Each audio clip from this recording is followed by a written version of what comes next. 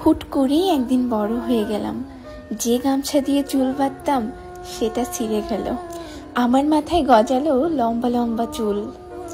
এরপরে টের পেলাম লম্বা চুলে আর ছোটবেলার মতো মজা লাগছে না। মাটির পুতুলের একটা শাড়ি হারালে বাড়ি মাথায় তুলতাম। তারপর আমার চোখের সামনে মা আমার প্রিয় জামা কাপড় অন্য কাউকে দিয়ে দিল, কিন্তু আমার একটুও দুঃখ হইল না।